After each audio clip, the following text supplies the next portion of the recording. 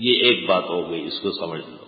اب دوسری بات، خدا کا کرنا یہ ہے 99 ہجری میں عمر ابن عبدالعزیز مروانی خلیفہ ہوئے۔ عمر ابن عبدالعزیز مروانی بنو امیہ کے، لیکن شان الہی کی یہ ہے کہ وہ بالکل مثیل تھے حضرت عمر کے، بڑے متقی، پارسا، عالم، فاضل، اللہ سے ڈرنے والے، جن کو عمر ثانی کہتے ہیں، عمر دوسرے عمر جو اسلام میں ظاہر ہوئے۔ مولوی صاحبان سمجھ رہے ہیں؟ ان کا دور بہت اچھا دور ہے، بہت مبارک زمانہ ہے، امت ان سے بڑی راضی رہی ان کے اچھے اعمال و کردار سے۔ اسی طرح ایک بزرگ اور گزرے ہیں، اویس قرنی، کہتے ہیں کہ وہ خدمت رسول میں آنا چاہتے تھے، روزانہ بستر باندھ کے رکھے تھے، لیکن بوڑھی ماں کی بیمار وہ آنے نہیں دے رہی تھی، آ نہ سکے۔ اویس ایسے ایسو سے، اویس مانا محروم، نام ان کا اویس نہیں ہے، بیٹے کا نام اویس رکھتے وقت دو، اویس نام تو ان کا غنیمان ہے، کیونکہ پیغمبر کا زمانہ پایا اور نہیں آ سکے تو سم میں اویس۔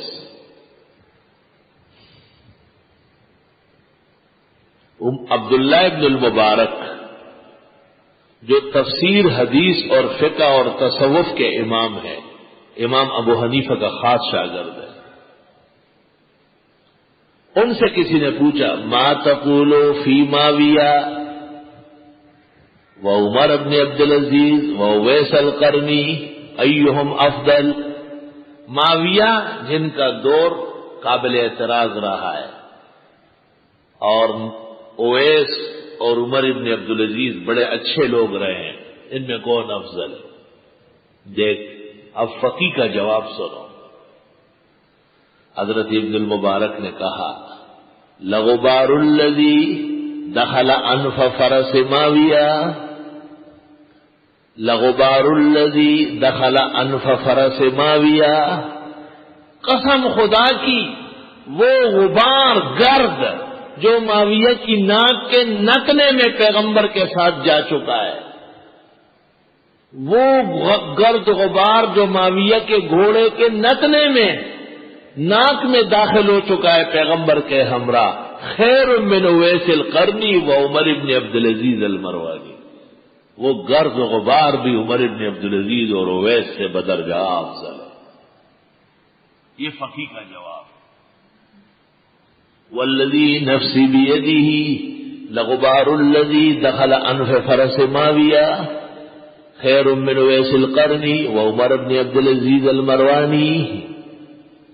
اور یہ دیکھیں گے آپ اس میں العواصم من القواسم، ابو بکر ابن العربی کی، العواصم من القواسم، ابو بکر ابن العربی، یہ شاگرد ہے نا غزالی کے، جنہوں نے کہا شیخنا حامد الغزالی دخل فی الفلسفہ ثم اراد ان یخرج ولم یستطع۔ ہمارے استاذ امام غزالی المتوفی 505 ہجری فلسفہ میں ایسے داخل ہوئے، پھر نکلنا چاہتے تھے لیکن نکل نہ سکے، اور جب غزالی فوت ہو رہے تھے تو بخاری شریف سینے پہ رکھے ہوئے تھے اور فرماتے تھے انا قلیل المزجات فی الحدیث، مجھے حدیث کا تجربہ کب مل گیا ہے، وقت بہت کم ملا ہے، 55 سال عمر۔ ان کے شاگرد خاص ہیں ابو بکر ابن العربی، اور انہوں نے رد لکھا ہے روافض کا، اور اس کتاب کا نام ہے العواصم من القواسم۔ آج کل عام مل رہی ہے، ہمارے بزرگوں نے شائع کی ہے، اللہ جزائے خیر دے۔ العواصم من القواسم لأبی بکر ابن العربی وهو تلمیذ جلیل للغزالی۔ اس موضوع پر رد رفض، کیونکہ اسلام کے مقابلے کی ایک جماعت ہے مرزائیوں کی طرح، بالکل ان سے بھی بدتر، کلمہ علیحدہ، اذان علیحدہ، نماز علیحدہ، ہر چیز علیحدہ، موجودہ قرآن پر عدم اعتماد، روافض کا عقیدہ۔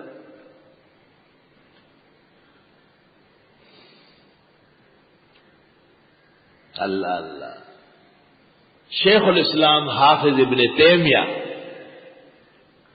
انہوں نے ایک کتاب لکھی ہے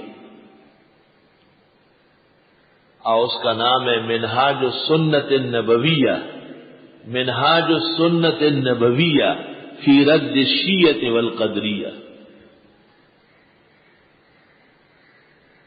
یہ 4 جلدوں میں 2 بڑی جلدوں میں آئی ہے، 4 اجزاء۔ مولانا محمد طاہر صاحب پنپیری کی خصوصی توجہ اور عنایت سے ان کے مخصوص دوست سہیل اکیڈمی لاہور نے شائع کی۔ میرے پاس وہی نسخہ ہے جو شیخ القرآن نے شائع کرایا، اور یہ کتاب اب چھپ گئی ہے بلاد عرب میں 8 جلدوں میں محقق۔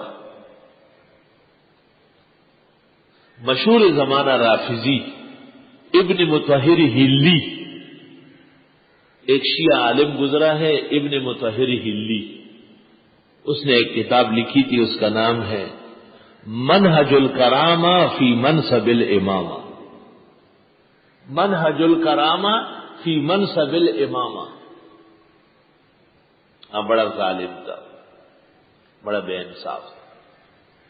بدقسمتی سے ترکیہ کا بادشاہ، اس کا نام تھا خدائے بندہ، ترکیہ کے بادشاہ کا نام ہے خدائے بندہ۔ اس نے بیوی کو 3 طلاق دی، اب 3 طلاق کے بعد بیوی حرام ہو جاتی ہے، ہر حال میں دوبارہ بغیر حلالے کے رکھنے کا کوئی جواز نہیں۔ یہ قرآن سے بھی ثابت ہے، سنت سے بھی، خود بخاری کہتے ہیں باب من اجاز الطلاق الثلاث، 3 طلاق 3 ہے۔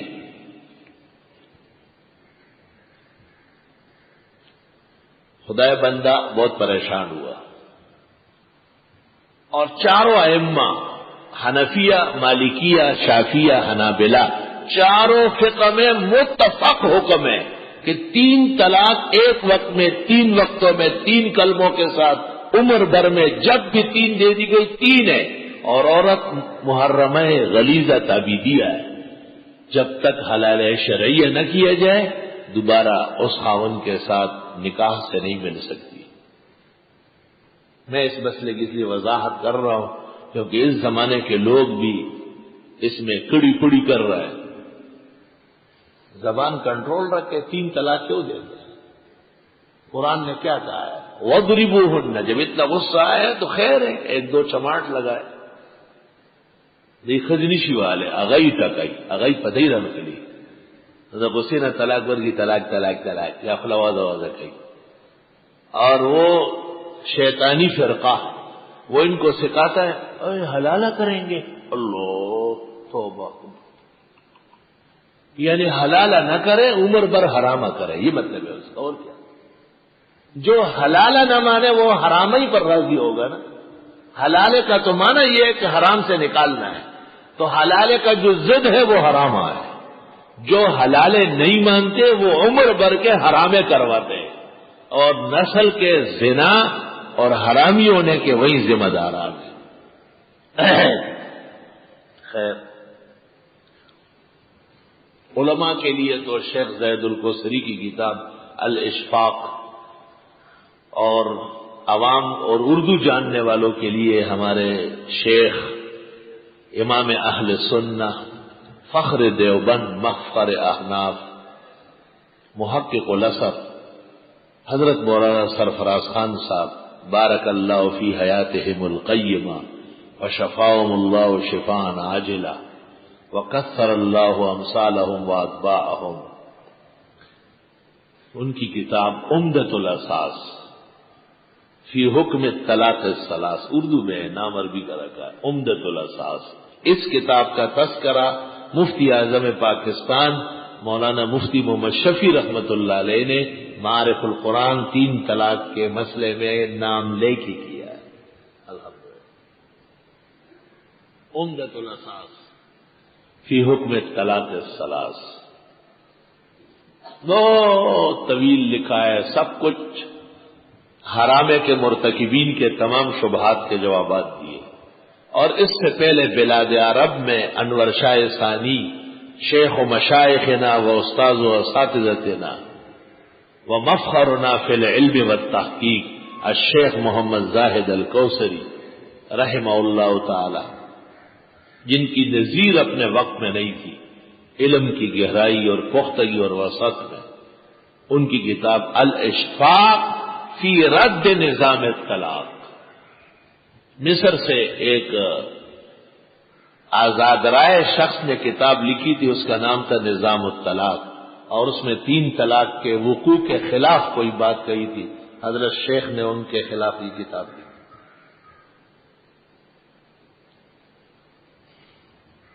چونکہ اکثر علماء بیٹھے ہیں، الحمدللہ خدا کا شکر ہے، ان کا حق ہے کہ ان کو علمی باتیں کہی جائے۔ مولانا یوسف بنوری مرحوم سے میں نے سنا تھا کہ ہمارے استاد امام الازہر مولانا انور شاہ صاحب کی خواہش تھی کہ ایک ایسا شخص اٹھے جو 3 طلاق کے مسئلے میں مجتہدانہ کلام کرے، لیکن شاہ صاحب کی بیماری اور مصروفیات کی وجہ سے ان کو موقع نہیں ملا، اگرچہ مسئلہ انہوں نے ترمذی بخاری میں خوب بیان کیا ہے۔ تو جب شیخ زاہد الکوثری کی کتاب الاشفاق حضرت بنوری نے دیکھی تو مصر سے لے آئے، اس وقت شیخ کوثری مصر میں تھے، ہندوستان تشریف لائے، امام الازہر مولانا انور شاہ کے قبر پر جب فاتحہ کے لیے پیش ہوئے تو آپ نے تذکرہ کیا کہ حضرت بلاد عرب کے ایک عالم ترکیہ کے شیخ الاسلام مصر میں ٹھہرے ہیں، انہوں نے ایک کتاب لکھی اور بڑی اچھی کتاب ہے۔ حضرت جو کچھ ارشاد فرماتے تھے وہ سب علوم اس میں ہیں۔ حضرت سے میں نے سنا ہے، خود حضرت فرماتے تھے اس کے بعد میں نے رات کو خواب دیکھا کہ امام الازہر مولانا انور شاہ صاحب کے ہاتھ میں الاشفاق ہے اور جگہ جگہ سے دیکھ رہے کہ ماشاء اللہ شفا و کفا، ماشاء اللہ فشفا و کفا، اللہ تعالیٰ جزائے خیر دے، سب کچھ لکھ دیا ہے۔ حضرت فرماتے تھے کہ میں جب واپس چلا گیا، میں نے مصر میں شیخ زاہد الکوثری کو یہ واقعہ سنایا تو شیخ سکتے میں آ گئے، رقت طاری ہو گئی۔ وہ انور شاہ صاحب کے مقامات سے بہت خوب واقف تھے، بہت زیادہ واقف تھے، اور فرمایا کہ میری تصنیف کی قبولیت کے لیے یہی کافی ہے کہ امام الازہر مولانا انور شاہ جیسے عالم عالم رویا میں اس پر خوش ہو، یہی کافی۔ الرؤیا اذا وافق الشرع قبلا وان خالف ردا، خواب کا یہ اصول ہے کہ اگر شریعت کے موافق ہو سر آنکھوں پر، اور اگر خلاف ہو نہیں چلے گی۔ 3 طلاق پر چاروں امام بخاری سمیت متفق ہے کہ 3 ہے، لیکن خدائے بندہ نے 3 طلاق دی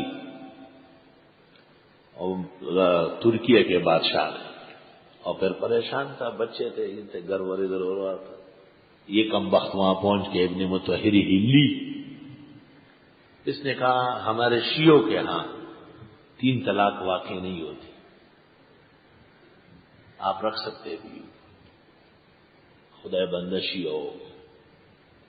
اور پیرانی پیر حضرت اقدس الشیخ عبد القادر جیلانی نے رحمہ اللہ اپنی کتاب غنیہ میں لکھا ہے کہ 3 طلاق کا واقع نہ ہونا یہ یہود کا مذہب ہے، یہود کا مذہب ہے، اور وہاں سے شیعوں نے لیا، کیونکہ ان التشیع ماخوذ من الیہودیہ، شیعہ مذہب یہود کا برانچ ہے، یاد رکھنا، یہودیوں کا برانچ اس سے نکلا ہے۔ ان التشیع ماخوذ من الیہودیہ، شیعہ مذہب کی معتبر کتاب رجال کشی معرفت و اختیار الرجال جلد 2 صفحہ 164 میرے پاس موجود ہے، جب چاہے دکھا سکتا ہوں۔ یہ عبارت اس کتاب میں ہے کہ وَلِذَا قِيلَ، اس لیے یہ کہا جا سکتا ہے کہ ان التشیع ماخوذ من الیہودیہ، شیعہ مذہب یہود سے نکلا ہے۔ اثنا عشرہ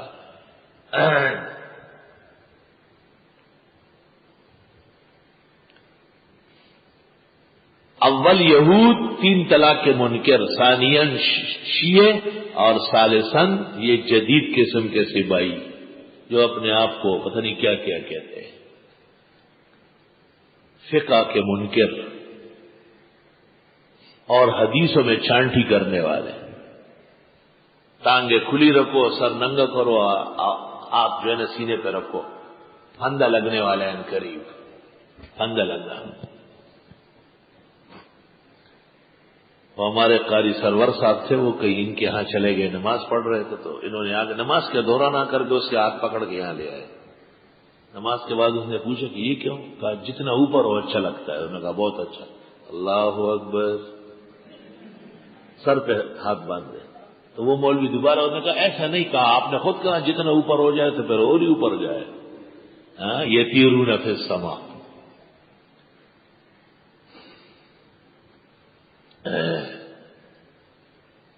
یہ ابن مطہر ہلی جس کی وجہ سے خدائے بندہ رافضی ہو گیا، یہ پھر بادشاہ ترکیہ کے ساتھ ہوتا تھا، اور اس نے ایک کتاب لکھی، اس کا نام رکھا ہے منہج الکرامہ فی منصب الامامہ۔ اس کتاب میں اس نے روافض کے مذہب کو آل رسول کا مذہب کہا ہے اور اس کو صحیح کہا ہے۔ سن 723، 24، 25 میں یہ حج پر جاتا تھا، بادشاہ ساتھ ہوتا تھا، وہ ذرا سرکاری اہلکار اس کی کتابیں اٹھاتے تھے اور اعلان ہوتا تھا حج میں اکفر الکفار ابو حنیفہ النعمان، دنیا کا سب سے بڑا کافر ابو حنیفہ۔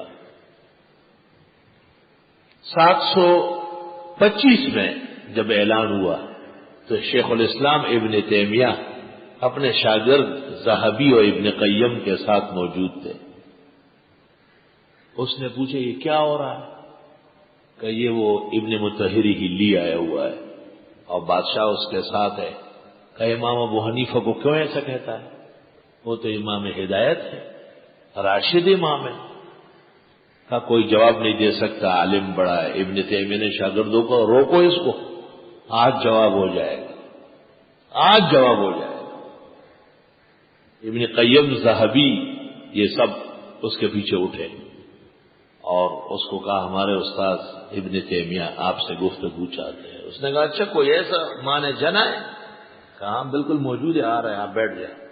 مسجد خیف کے اندر ظہر کی نماز کے بعد مناظرہ ہوا اور شیخ الاسلام نے ان کو پابند کیا کہ آپ پہلے ابو حنیفہ کا مذہب سمجھ لیں۔ ابو حنیفہ لوگوں کی باتوں سے نہیں کافر ہوگا۔ ابو حنیفہ کا مذہب 3 ہے، یا ان کا قول دکھاؤ گے، یا ان کے شاگرد جو معروف ہے، یا حنفی فقہ میں جو مفتہ بھی ہے، اس کے علاوہ کوئی چیز چلے گی نہیں۔ جب اس کو پابند کر لیا تو اس کے پاس کچھ بھی نہیں رہا، وہ تو ادھر ادھر شطحیات اور شاذ باتیں کر رہا تھا۔ شیخ الاسلام نے اٹھ کر کے ایک تقریر کی امام ابو حنیفہ کے فضائل و مناقب پر، اور ثابت کیا کہ امام صاحب امت محمدیہ کا بہت بڑا سرمایہ ہے اور تمام ائمہ میں سب سے اونچا مقام ان کا ہے۔ ابن مطہر ہلی نے کوئی ٹوکی پوکی کی، لیکن شیخ الاسلام نے دوسری تقریر کی، اور جب دوسری تقریر کے بعد ان کو کہا گیا کہ آپ آئے اور جواب دے دیں، تو جس جگہ بیٹھا ہوا تھا وہیں مردار ہو چکا تھا، روح نکل گئی تھی ابن مطہر ہلی کی۔ شیخ الاسلام جب یہاں سے نکلنے لگے تو کسی نے کہا اس نے تو کتاب لکھی ہے۔ کہا کہاں ہے؟ کہ دے دو کتاب۔ چند صفحے ہیں، 44 صفحے ہیں۔ منہج الکرامہ فی منصب الامامہ، شیخ الاسلام نے وہاں سے حران تک منہاج السنت النبویہ لکھی ہے، تقریباً 2000 صفحے کی کتاب ہے۔ اور علماء لکھتے ہیں حری بأن یکتب بماء الذھب، یہ کتاب اس قابل ہے کہ سونے کے پانی سے لکھا جائے، سونے کی سیاہی سے لکھی جائے۔ اللہ جزائے خیر دے حکومت سعودیہ کو، آب و تاب کے ساتھ شان و شوکت سے انہوں نے کتاب شائع کی، اور چونکہ اس درس کی برکتیں ہر جگہ پہنچتی ہے تو وہ ہر سال 1-2 نسخے مجھے اعزازی بھیج رہے ہیں، ہر سال بھیج رہے ہیں الحمدللہ۔ لیکن میرا مطالعہ اس نسخے کا ہے جو سہیل اکیڈمی لاہور نے شائع کی، شیخ القرآن مولانا طاہر صاحب نے نسخہ دیا تھا، نایاب نسخہ۔ میں نے یہ قصے اس لیے سنایا تاکہ آپ میں اپنے بزرگوں پر غیرت بھی آئے اور آپ سمجھ بھی لے کہ اکابر نے کتنی محنت کی ہے دین کے بقا پر، اور کتابوں سے بھی کچھ تعارف اور لگن آپ کو پیدا ہو جائے۔ منہاج السنت النبویہ فی رد الشیعۃ والقدریہ، شیخ الاسلام حافظ ابن تیمیہ کی لکھی ہوئی۔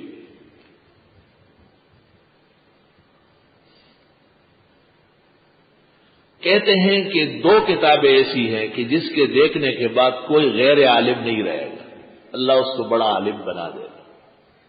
ابن جریر کی البیان فی تفسیر القرآن، تفسیر ابن جریر جسے کہتے ہیں، جامع البیان۔ حافظ ابن جریر 4 صدی ہجری کا آدمی ہے، بلکہ 310 اور 34 کے درمیان میں مرے، وہی 4 صدی ہو گئی۔ ان کی تفسیر ابن جریر، جس کا بہترین خلاصہ ابن کثیر نے پیش کیا ہے، یہ تفسیر ابن کثیر اس کا خلاصہ ہے، وہ بہت بڑی ہے، 25 جلدوں میں، یہ 4 میں ہو گئی۔ کہتے ہیں کہ 3 کتابیں ہیں، جب آدمی اس کو اچھی طرح دیکھ لے اللہ اس کو ضرور عالم بنائے گا۔ ایک ابن جریر کی تفسیر، اس تفسیر کے متعلق ابن تیمیہ لکھتے ہیں کہ اگر کوئی پیدل چین تک چلا گیا اور اس کو یہ تفسیر مل گئی تو وہ کامیاب ہے، اتنی قیمتی تفسیر۔ دوسری کتاب شیخ الاسلام کی منہاج السنہ،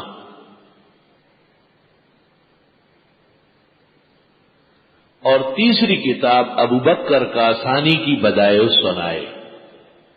یہ 3 کتابیں جو معمول رکھے گا مطالعے میں، اللہ اس کو نہریر اور کبیر عالم بنائے، بغیر علم کے نہیں رہ سکتا ہے۔ یہ کتابیں جس جگہ رہے گی وہاں علم کا خزانہ ہوگا۔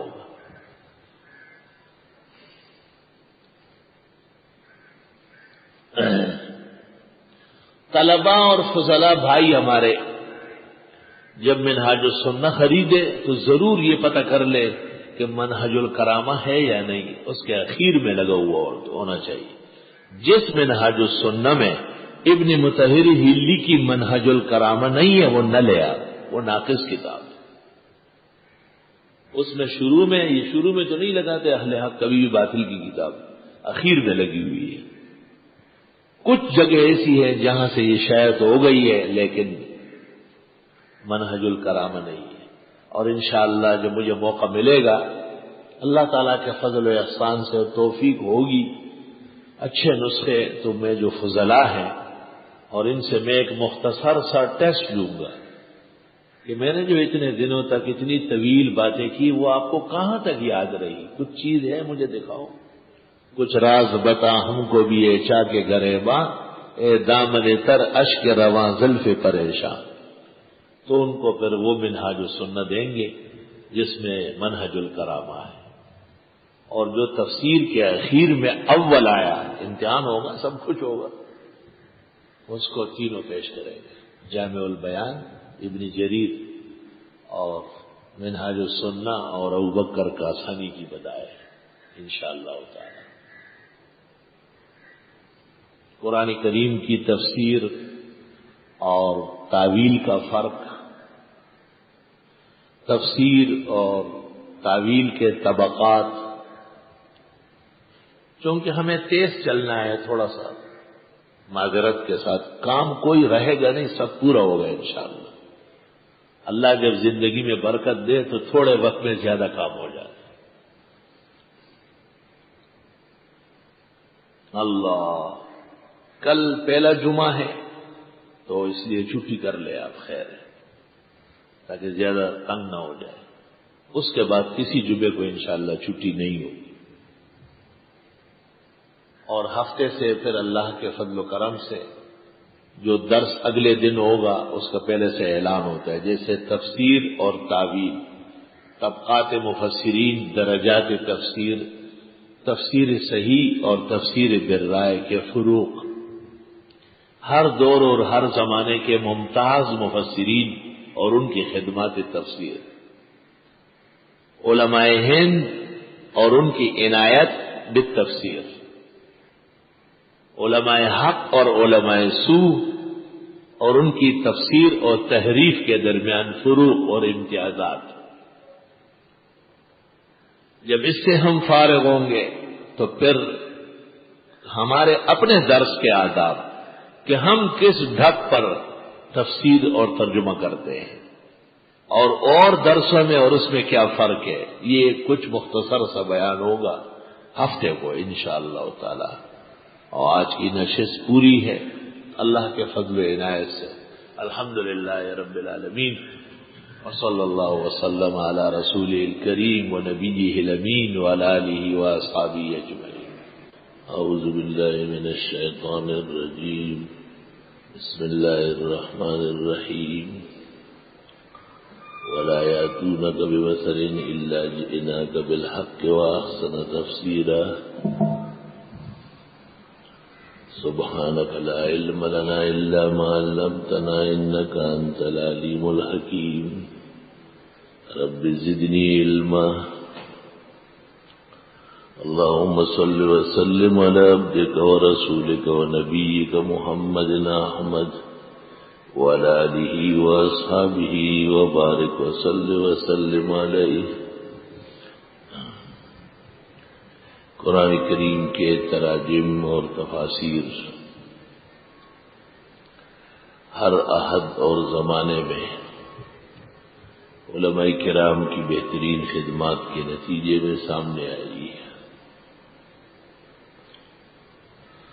تراجم تو ایک وقتی ضرورت ہے، اور تفسیر حقیقت میں علوم کا باعث ہے۔ تفسیر قرآن ایک قسم وہ ہے جو اللہ نے خود فرمائی ہے، اور اس کی کچھ مثالیں ہم نے پہلے بھی دی تھی۔ اس کا ثبوت اس آیت سے بھی ہے جو ہم نے آج بھی خطبے میں پڑھی، وَلَا يَأْتُونَكَ بِمَثَلٍ، یہ نہیں لاتے ہیں آپ کے پاس کوئی پیچیدگی، الا جئناک بالحق واحسن تفسیرا، مگر ہم آپ کے پاس برحق بہترین تفسیر بھیج دیتے ہیں۔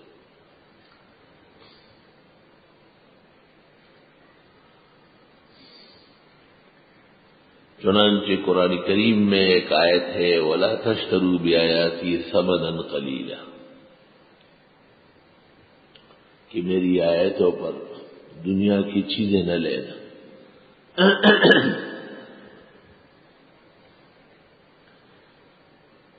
اس کی تفسیر مختلف رہی ہے، اور بعض لوگوں نے اپنی طبیعت کی تفسیر بھی کی ہے، اجرت علی الطاعات کو ناجائز کرنا۔ لیکن ہم دیکھتے ہیں کہ قرآن کریم میں اس کی تفسیر موجود ہے۔ فَوَيْلٌ لِّلَّذِينَ يَكْتُبُونَ الْكِتَابَ بِأَيْدِيهِمْ ثُمَّ يَقُولُونَ هَٰذَا مِنْ عِندِ اللَّهِ لِيَشْتَرُوا بِهِ ثَمَنًا قَلِيلًا،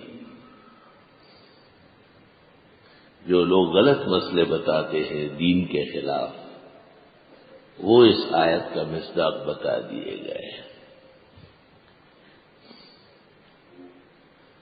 وَلَا يَأْتُونَكَ بِمَثَلٍ إِلَّا جِئْنَاكَ بِالْحَقِّ وَأَحْسَنَ تَفْسِيرًا۔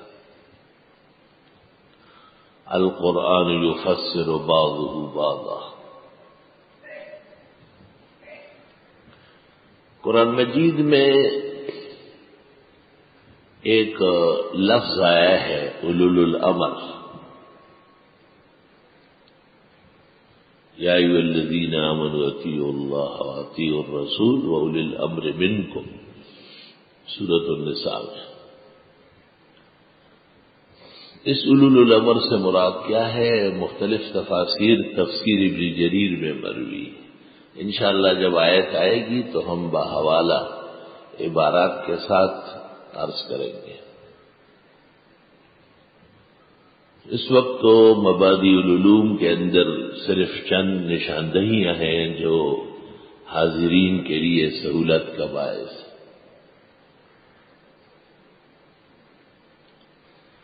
یہ بھی کہا گیا کہ اولو الامر سے مراد اصحاب رسول ہے۔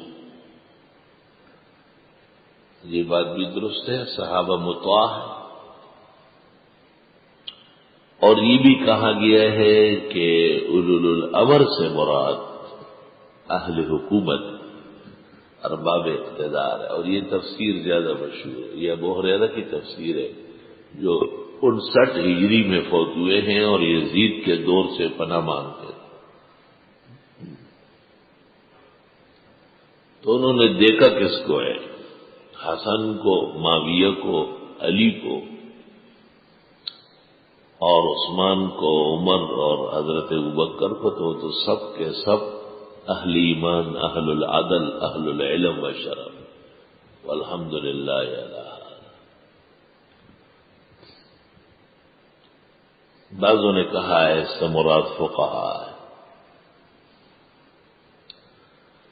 اب یہ دیکھنا تھا کہ کوئی نشاندہی، اشارہ قرآن مجید میں ملنا چاہیے کہ اولو الامر کی صحیح تفسیر کیا ہے۔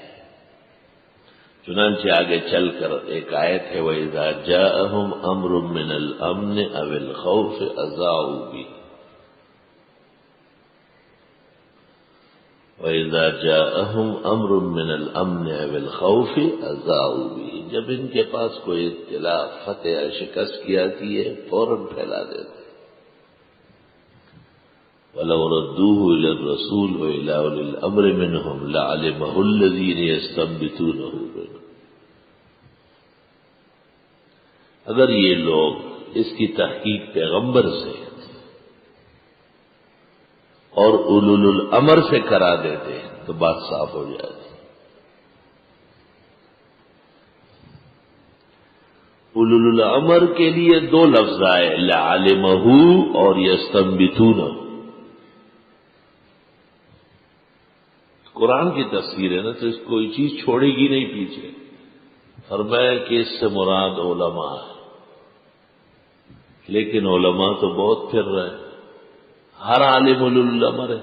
فرمایا نہیں، یستنبطون، جو استنباط کا مقام رکھتے ہیں۔ مستنبط مجتہد کو کہتے ہیں، مستنبط مخرج کو کہتے ہیں، مستنبط اعلیٰ درجے کے فقیہ کو کہتے ہیں، کیونکہ نبت کے معنی ہیں الماء العذب، شیرین پانی۔ جیسے زمین کھودنا، اور سب کو پتا ہے کہ زمین کے اندر پانی ہوتا ہے، کبھی میٹھا نکلتا ہے لیکن قسمت سے کہیں نکلتا ہے۔ ہر جگہ اور ہر شخص پانی نہیں نکال سکتا ہے۔ جانتے سب ہے کہ ہاں بھائی زمین کھود دو، کنواں کھودو، اس کے بعد پانی آ جائے گا، لیکن کون کھودے؟ انتظار کرے فلاں آدمی آئے گا۔ اس طرح سب کو پتا ہے کہ مجتہد اور فقیہ کتاب و سنت سے مسائل اخذ کرتے ہیں، لیکن مسائل اخذ کرنا یہ ہر ایک کا کام نہیں ہے۔ یہ ایسا گراں اور مشکل کام ہے جیسے زمین سے شیرین پانی نکالنا مشکل کام۔ تو پتہ چل گیا کہ یا ایھا الذین آمنوا اطیعوا اللہ واطیعوا الرسول واولی الامر منکم میں اولو الامر سے مراد امت محمدیہ کا وہ طبقہ فقہ کا جو اجتہاد اور استنباط کے مقام کو پہنچ چکا ہے، گویا آیت مجتہدین اور فقہا کی اطاعت، جسے اصطلاح میں تقلید کہتے ہیں، اس کو واجب کر دی۔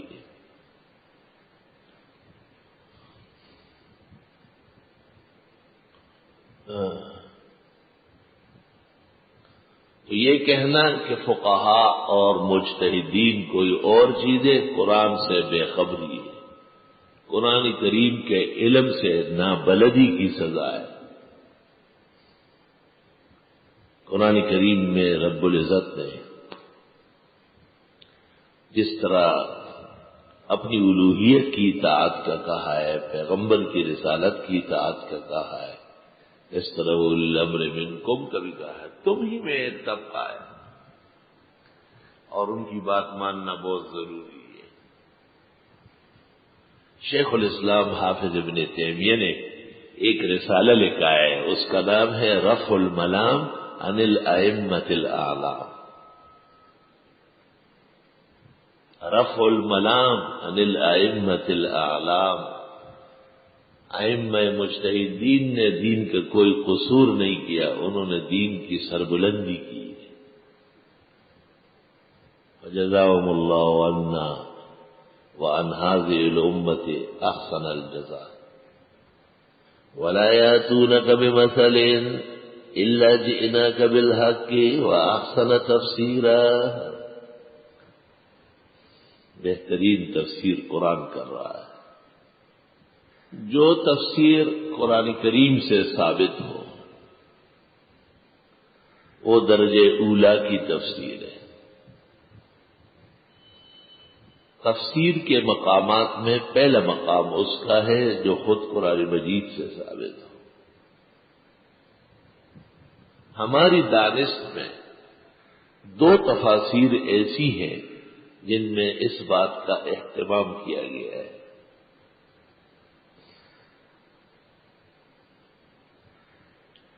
ایک ابن جریر کی جامع البیان اور دوسری حافظ عماد الدین ابن کثیر کی تفسیر ابن کثیر۔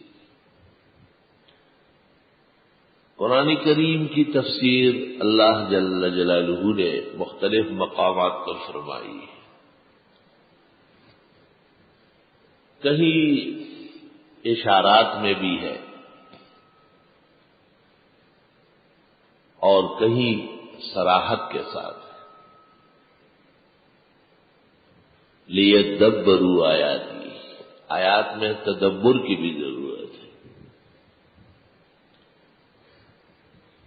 فَأَمَّا مَنْ أُوتِيَ كِتَابَهُ بِيَمِينِهِ فَسَوْفَ يُحَاسَبُ حِسَابًا يَسِيرًا وَيَنْقَلِبُ إِلَىٰ أَهْلِهِ مَسْرُورًا۔ سورۃ انشقاق سے ایک دوسری مثال لیتا ہوں۔ جس شخص کو نامہ اعمال قیامت کے دن دائیں ہاتھ سے دیا جائے اس کا حساب آسان ہوگا اور وہ خوش خوش ہو کر اپنے گھر والوں کی طرف جائے گا۔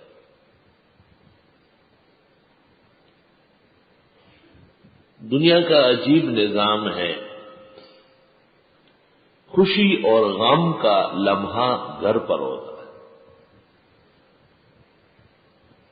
جب باہر سے آدمی آ جاتا ہے تو اہل خانہ کو کہتا ہے کہ بس ہم تو گھر کو، ہمارا کام رک گیا، یہ وہ۔ اور جب باہر سے گھر آ جاتا ہے تو کہتا ہے الحمدللہ ہم بہت خوش ہیں، ہمیں بہت فائدہ ہوا۔ قرآن نے اس کو ذکر کیا، لیکن اب وجہ کیا ہے اس کی؟ وَأَمَّا مَنْ أُوتِيَ كِتَابَهُ وَرَاءَ ظَهْرِهِ، اور جس شخص کو نامہ اعمال پس پشت سے دیا گیا، فَسَوْفَ يَدْعُو ثُبُورًا وَيَصْلَىٰ سَعِيرًا إِنَّهُ كَانَ فِي أَهْلِهِ مَسْرُورًا۔ یہ دیکھیں، فرمائے یہ اپنے گھر پر پہلے سے خوشی بنا چکا ہے. اب اشکال ہے یہاں کہ گھر پر خوش رہنا اتنا بڑا جرم ہے کہ جہنم کا سبب بن رہا ہے. انہ کان فی اہلہ مسرورا، یہ اپنے گھر پر بڑا خوش رہتا. پہلے تو آپ یہ دیکھیں کہ دنیا کے اندر گھر پر خوش کون رہتا ہے؟ فسق و فجور کے مرتکب. انہیں کوئی فردہ کا غم نہیں، کون آیا کون گیا کچھ نہیں، بس وہ اپنے عیش و عشرت میں ڈوبے ہوئے.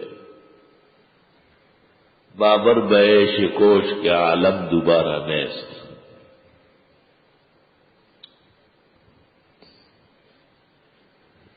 اور مجلس واس تو تا دیر رہے گی قائم ہو، یہ ہے میں خانہ ابھی پی کے چلے آتے. میں 13-14 سال تک اس آیت پر پریشان ہوتا تھا کہ یہ سبب جہنم کا تو نہیں بن سکتا ہے. اللہ کیسے فرماتے ہیں؟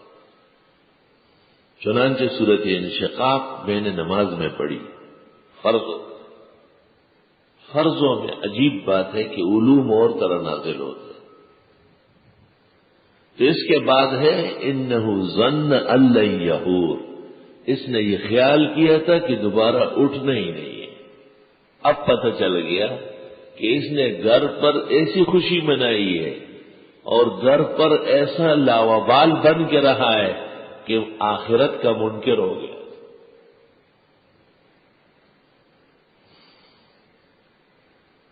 یہ تفسیر خود رب العزت نے فرمائی.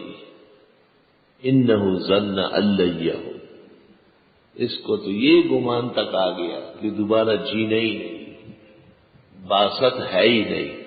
تو کوئی بھی عمل جو باس بعد الموت کے انکار کا سبب بن جائے وہ وجہ کفر.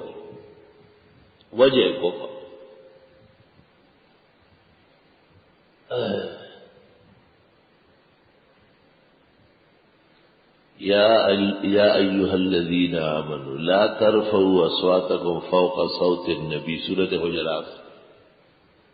ولا تجهروا له بالقول كجهر بعضكم لبعض ان تحبط اعمالكم وانتم لا تشعرون.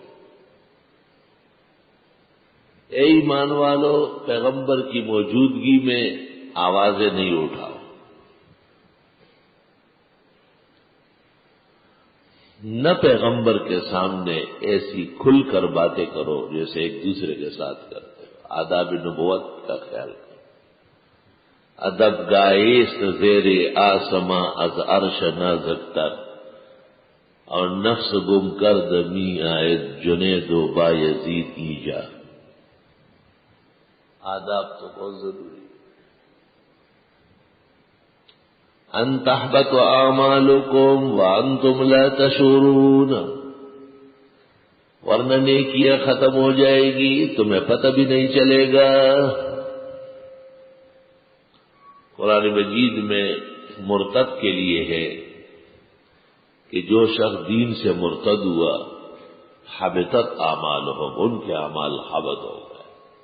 اور یہ واضح مسئلہ ہے کہ مرتد کے تمام اعمال حبط اور ضائع ہو جاتے ہیں. لیکن سوال یہ ہے کہ پیغمبر کی موجودگی میں رفع صوت کرنا اور پیغمبر کی موجودگی میں ایسا جہر کرنا یا حضرت کو ایسا پکارنا، کیا وہ بھی کفر ہے؟ جس کی سزا وہی آئی ہے ان تحبط اعمالکم وانتم لا تشعرون.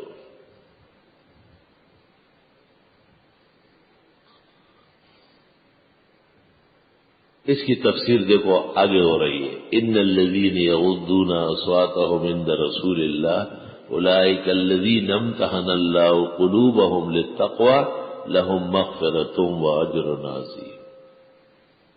ساتھ ہی آیا ہے ان الذین یغضون اصواتهم عند رسول اللہ، جو لوگ اپنی آوازوں کو نبی کی موجودگی میں پست کرتے ہیں. نہیں اٹھاتے. یہ فرض معلوم ہوا کہ پیغمبر کے ہوتے ہوئے آپ آواز پس رکھیں.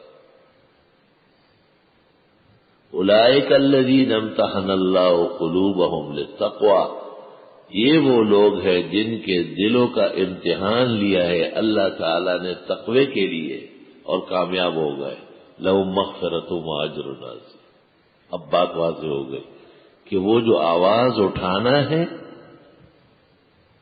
یا پیغمبر کی موجودگی میں جہر کرنا ہے، سخت اندیشہ ہے کہ یہ ناکامی کا سبب بنے، اور ناکام اس کی مغفرت نہیں ہوتی. ان تحبط اعمالکم وانتم لا تشعرون. چونکہ یہ لوگ پیغمبرانہ آداب میں ناکام ہو گئے، اس واسطے یہ تقوی اور ایمان میں فیل ہو گئے ہیں. اولئک الذین امتحن اللہ قلوبہم للتقوی لہم مغفرۃ و اجر عظیم.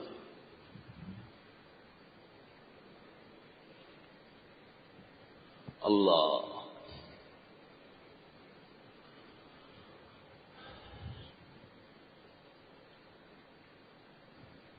جناب رسول اللہ صلی اللہ علیہ وسلم تو خاص مبعوث ہے کتاب سمجھانے کے لیے. لتبین للناس ما نزل الیہ، تاکہ آپ بیان کریں لوگوں کو جو ان کے لیے نازل ہوئی. قرآن کریم میں تو اتنا ہے، اقیموا الصلاۃ، نماز قائم کر لو، یا یقیمون الصلاۃ، یا والفجر ولیال عشر والشفع والوتر واللیل اذا یسر، یا ہے ان قرآن الفجر کان مشہودا. یہ جو صلاۃ ہے، اقامت الصلاۃ، اس کی تفسیر پیغمبر نے مختلف طریقوں سے کی. فرض نمازیں اور فرض اوقات 5 ہیں: فجر، ظہر، عصر، مغرب، عشاء. فجر میں 2 رکعت فرض ہے، ظہر میں 4 رکعت، عصر میں 4، مغرب میں 3، عشاء میں 4. یہ اقیم الصلاۃ کی پہلی تفسیر ہے.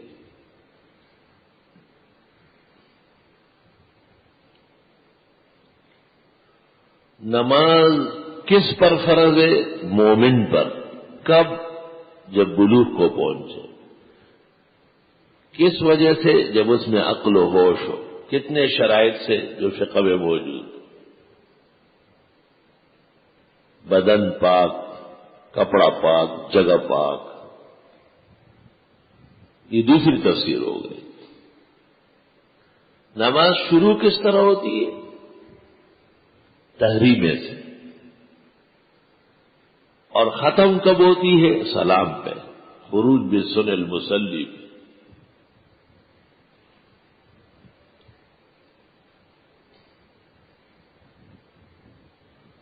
نماز کی ہیئت کیا ہوتی ہے؟ قیام، رکوع، قوما، سجود، جلسہ، قاعدہ. تیسری تفسیر ہوگی. نماز کب تک رہے گی؟ جب تک منافی نہ آئے، قولاً یا فعلاً. اس منافی کی کیا تشریح ہے؟ نواقض اور مفسدات. یہ چوتھی تفسیر ہو گئی.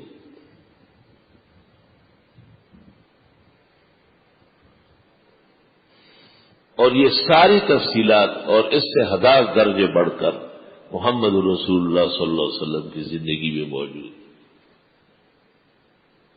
مثلا 2 مثالیں دیتا ہوں. اللہم صلی وسلم علیہ. حضرت تشریف فرماتے اور ایک شخص آیا،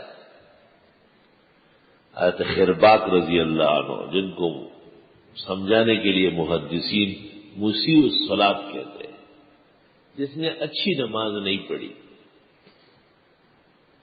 حضرت صلی اللہ علیہ وسلم کی خدمت میں یہ دستور تھا کہ نماز سے پہلے جب تک جماعت نہیں ہوئی ہے کوئی سلام نہیں کر سکتا تھا۔ سلام مسجد میں نماز کے بعد ہے، نماز سے پہلے نہیں۔ نماز سے پہلے سب لوگ نماز کے صفوں میں ہوں گے، جماعت کا انتظار کر رہے ہیں۔ ہم جلسو لانتظار الصلاۃ ما جلسو لیحیہوا بالتحیہ، عالمگیری جلد پنجم صفحہ 325۔ لوگ نماز کے انتظار میں بیٹھے ہیں، اس لیے نہیں بیٹھے کہ آنے والے السلام علیکم السلام علیکم۔ یہ شیر محمد خان کا ڈیرا تھوڑا ہی ہے کہ لوگ آئے ایک دوسرے کو السلام علیکم السلام پخیرا گئی سے پخیرا نے خیر ڈالا ہو گورے ہوئے دا جی بجو مت دا دوجرا دا تو دنیا کے دا پختنوں کار کمزور ہے، آداب نہ بیان بالکل۔ نماز سے پہلے صفوں کی شکل میں بیٹھنا سنت طریقہ ہے، اور نماز سے پہلے مسجد میں بیٹھے ہوئے ان کو آنے والا السلام علیکم نہیں کرے۔ خطیب جو نماز پڑھانے آتا ہے یا خطیب جو مسجد میں داخل ہوتا ہے، اجازت نہیں ہے قبل الصلاۃ کہ وہ لوگوں کو سلام علیکم کرے، غلط طریقہ ہے، خلاف سنت، منع ہے۔ تمہیں معلوم نہیں ہے مولانا جماعت، تو معلوم ہو کرنے کے لیے تو یہاں آ کے بیٹھے ہو، اب معلوم ہوگا نا۔ تو دستور یہ تھا کہ جناب رسول اللہ صلی اللہ علیہ وسلم نماز پڑھانے کے بعد کچھ دیر بعد آپ ایک طرف ہو جاتے، اس وقت جو لوگ آتے آپ کو سلام کرتے تھے۔ چنانچہ ایک شخص آیا اور اس نے نماز پڑھی لیکن جلدی جلدی پڑھی۔ بعض لوگ نماز بڑی جلدی پڑھ لیتے، آئی سمجھ۔ نماز اطمینان سے پڑھنا چاہیے۔ یہ امامت کی نماز کیوں مقرر کی گئی؟ انما جعل الامام لیؤتم بہ، بخاری شریف میں ہے یہ امام اس لیے مقرر ہے کہ اس سے نماز سیکھو، آرام تسلی سے رکوع سجود قیام قرات قومہ جلسہ قاعدہ، آرام تسلی سے۔ وہی چار دام کا تلوارے اور مجھ پکلار ہے پختانہ، وضو اجلت کے ساتھ کرے تاکہ اسراف نہ ہو جائے۔ تو وضو کے لیے تو طالب علم بیٹھا ہوا ہے، سارا جہان کا نقشہ دیکھ رہا ہے۔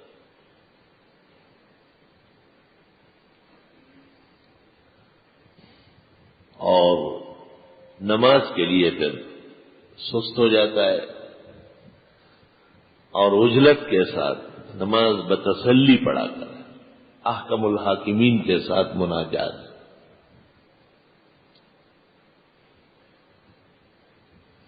جب حضرت کی خدمت میں آیا اور کہا کہ السلام علیکم، تو آپ نے کہا وعلیکم السلام، ارجع فصلی فانک لم تصلی، چل نماز دوبارہ پڑھ، تم نے نماز پڑھی ہی نہیں۔ اس زمانے کا کوئی طالب ہوتا جی ابھی تو پڑھ لیا آپ نے، دیکھا نہیں؟ دیکھا تھا کہ ببار کے کوگ لرگے دے ایک نیک دے بس سب، ہاں ایک نیک دے ہو گیا، اس نے دوبارہ نماز پڑھی۔ اس کی تو وہی نماز تھی جو اس کے اسٹیشن تھے اس کے مطابق چل رہے تھے۔ اسٹیشن ہوتے ہیں نا لوگ اس کے حساب سے اٹک بیٹک کرتے۔ مردان میں نے نماز پڑھائی زور کی، میں کئی بھی امامت نہیں کرتا لیکن مجبور کر لیا، تو نماز کے بعد میں نے مسئلہ بیان کیا کہ ذرا آرام سے نماز پڑھا کرو، تو لوگ ہنس پڑے۔ اپنے امام صاحب کو کہا ہم سے پہلے سجدے میں آپ گئے، تیرا منگا امام منگنا تیز دے دے پکما کھلاؤ۔ جب امام کا یہ حال ہو تو قوم کا کیا حال ہو؟ میرا امام سے بولے استاد منگنا گڑا دے دے تلا ولاڑ دے سجدے تلاؤ۔ ای چنی ارکان دولت ملک را ویران کو لا، 2 یا 3 مرتبہ ایسا کرنے کے بعد وہ شخص آیا اور حضرت کی خدمت میں بیٹھ گیا اور اس نے کہا لا احسن الصلاۃ غیر ھذی، مجھے اس کے علاوہ کوئی اور نماز نہیں آتی، بھئی یہ میں ہوں، یہ میری نماز ہے۔ اور ایک روایت میں علمنی الصلاۃ یا رسول اللہ، حضرت نماز آپ بیان فرمایا۔ آپ نے فرمایا صلیت ولکن نقصت من صلاتک، نماز تو تم نے پہلے بھی پڑھی ہے لیکن کچھ کمی کی ہے، کچھ کمی کی ہے آپ نے۔ اور پھر فرمایا اذا اردت الصلاۃ فتوضا،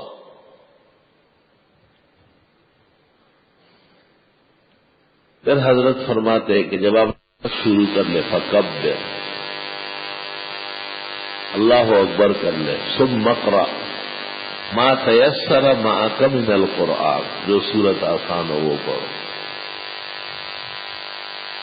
مطمئنا ثم ارکع مطمئنا ثم ارفع راسک مطمئنا، اس طرح ہر رکن پر آپ تطمئن و مطمئنا کے الفاظ فرما دیں، آرام آرام سے رکوع کر لیتے، قرات کر لیتے اور سجود کر لیتے، تو پتہ یہ چل گیا کہ نماز صرف نماز نہیں ہے، اطمینان کے ساتھ نماز ہے۔ یہ بھی پیغمبر نے تفسیر فرمائی۔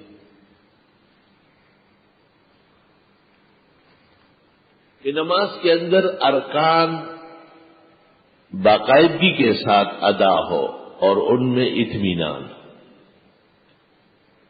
کتنا اطمینان ہو؟ علماء دین فرماتے ہیں جتنا وقت رکوع میں گزرا ہے اتنا وقت قومہ میں گزرا ہے، اور جتنا وقت سجدہ میں گزرا ہے اتنا وقت جلسے میں گزرا ہے۔ وہ اوراد جو پڑھنا ہے وہ آپ کو یاد ہو تو پڑھے۔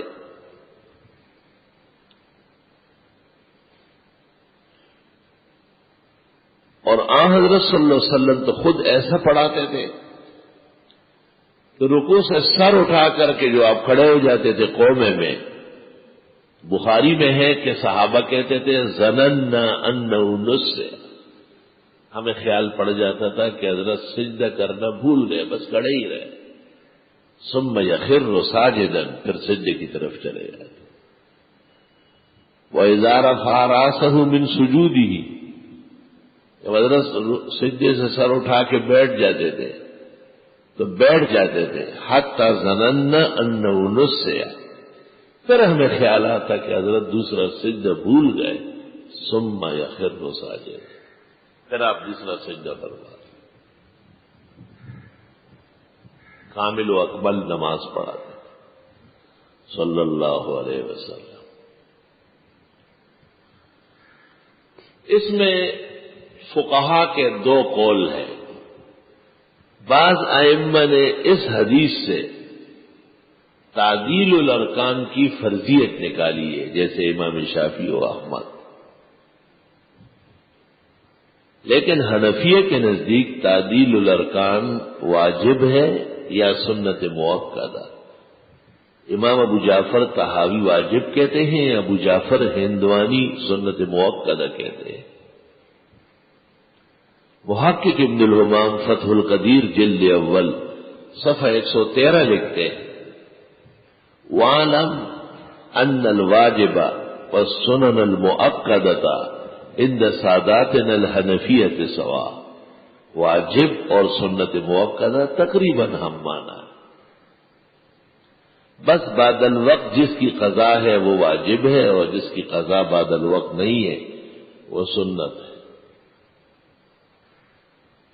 اس سے پتہ چلا کہ فقہاء نے جو امامت کو واجب کہا ہے، جیسے جساس نے، کاسانی نے، ابن نجیم نے، ابن الحمام نے، اور جنہوں نے اس کو سنت کہا ہے عام فقہاء، یہ دونوں ہم مانا قول، کیونکہ وَاعْلَمْ أَنَّ الْوَاجِبَ وَالسُّنَنَ الْمُؤَكَّدَةَ عند ساداتنا الحنفیۃ سواء۔